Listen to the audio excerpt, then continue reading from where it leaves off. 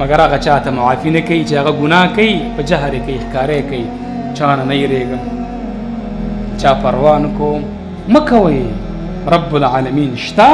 هغه به انتقام اخلي یو حدیث ته بل ویم او دا هم خطرناک حدیث او د دې سره تړم د مسلمان شرمول د هغې په بېعزتۍ پسې ورتګ کول متفقون علیه حدیث دی د الله رسول فرمای کل امتی زما ټول امت دې ته رب العالمین معافي کوي الا المجاهرین مگر هغه چاته معافي نه کوي چې هغه ګناه کوي په جهر یې کوي ښکاره یې کوي چا نه یېرېږم چا پروا نه کوم مه کوئ رب العالمین شته هغه به انتقام اخلي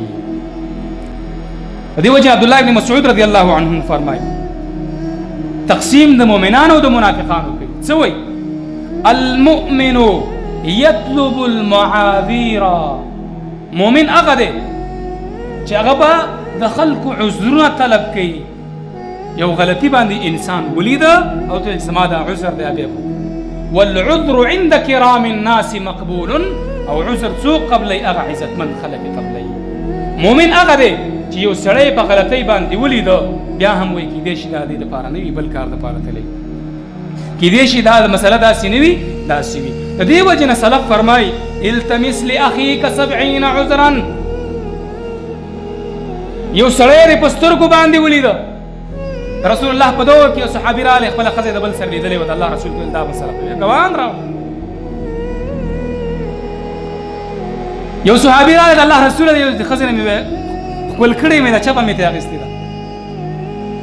ورشه اودس وکړه راغلی اودس وکړو 2 رکعته مونځ یې وکړو بیا راغلی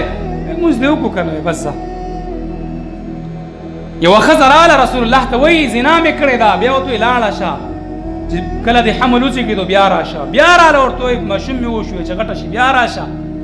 بیا راله وی غټ دی وی چې کله خوراک شروع شي بیا راشه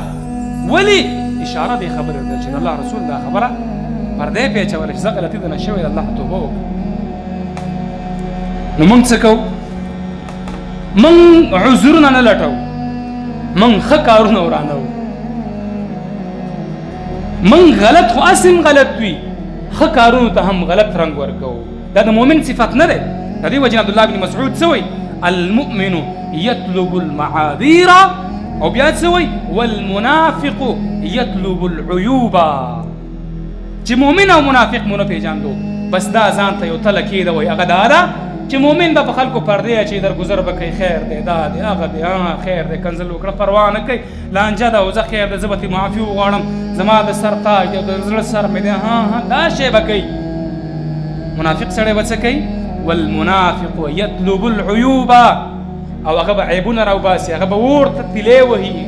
هغه به پې تیل اچوي چې نور هم دمبه شي او دغه شي